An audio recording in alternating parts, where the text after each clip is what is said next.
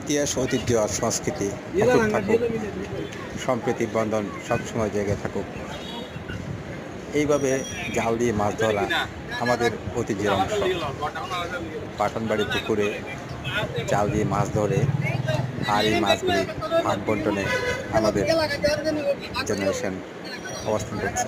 ছোট বড় সবাই অনেক খুশি। এই মাছগুলো প্রথমে 3 ভাগ হয় পাঠানবাড়িতে হিস্সা, আর বাকিগুলো যখন নির্দিষ্ট হয়ে যায় অনেকগুলো ভাগ হয়। সবশেষ কে কী পেল জানা যায় না, তবে সবার মাঝে খুবই উদ্দীপনা উচ্ছ্বাস থাকে এই মাছগুলো দেখার জন্য, নিয়ে যাওয়ার জন্য। সকল মুরব্বীরা একসাথে হয়, অনেক সুন্দর একটি পরিবেশ, সবাই খুব হাসি খুশি আনন্দ উচ্ছ্বাসের মাধ্যমে আমাদের আঞ্চলিক ভাষা বলে বেড়া দিচ্ছে। জেলেদেরকে ডেকে এনে চুক্তিভিত্তিক তাদেরকে এই বেড়া জাল দিয়ে পুকুরে বেড় দেওয়া হয়।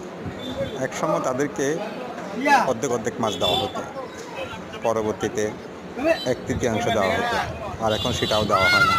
ওদের সাথে কন্ট্রাক্ট হয় 3 বার বা 4 বার করে জাল টানবে, আর ওদেরকে এত টাকা দিতে হবে কন্ট্রাক্ট, 2,000, 4,000, 5,000। তাই পুকুরে নিজের চাষ করা তাজা মাছ সবাই খেতে খুব স্বাচ্ছন্দ্য বোধ করে।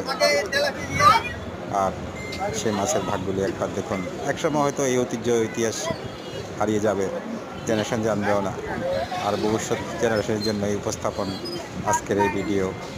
যে যেখান থেকে দেখছেন ভালো থাকেন, সুস্থ থাকেন। আসসালামু আলাইকুম রহমতুল্লাহ।